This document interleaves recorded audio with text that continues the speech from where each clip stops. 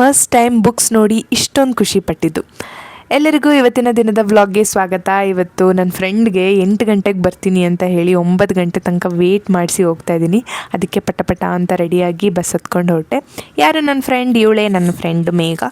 So ಇವತ್ತು ನನ್ನ ವ್ಲಾಗಲ್ಲಿ ಇವಳ ಡೆಬ್ಯೂ. ಹಾಯ್ ಹೇಳಿ ಎಲ್ಲರೂ. ಆ್ಯಂಡ್ ಬಂದಿದ್ದು ಎಲ್ಲಿಗೆ ಅಂದರೆ ಬನಶಂಕರಿ ಅಮ್ಮನ ದೇವಸ್ಥಾನಕ್ಕೆ.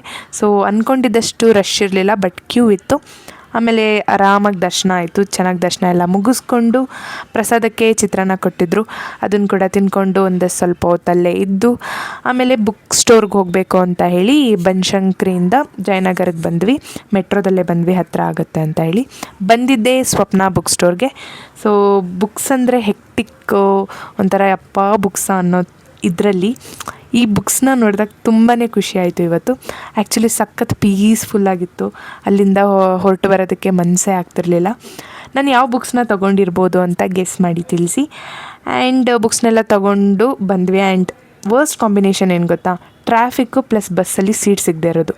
ಹಾಗೂ ಕಷ್ಟ ಪಡ್ಕೊಂಡು ಬಂದಿದ್ದೆ ಕಮರ್ಷಿಯಲ್ ಸ್ಟ್ರೀಟಿಗೆ. ನಾನೇನು ಶಾಪಿಂಗ್ ಮಾಡಲಿಲ್ಲ, ಮೇಘ ಶಾಪಿಂಗ್ ಒಂದಷ್ಟು ಮಾಡಿದ್ಲು, ಬ್ಯಾಗು ಚಪ್ಪಲಿ ಅದೇನೇನೋ ತೊಗೊಂಡ್ಲು.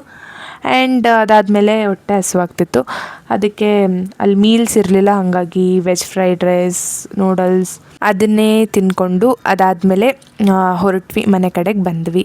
ಸೀಟ್ಸ್ ಕೂಡ ಸಿಕ್ತು, ಆರಾಮಾಗಿ ಕೂತ್ಕೊಂಡು ಬಂದ್ವಿ. ನಾನು ಮನೆಗೆ ಬರೋ ಅಷ್ಟೊತ್ತಿಗೆ 6:45 ಏನೋ ಆಗಿಬಿಟ್ಟಿತ್ತು.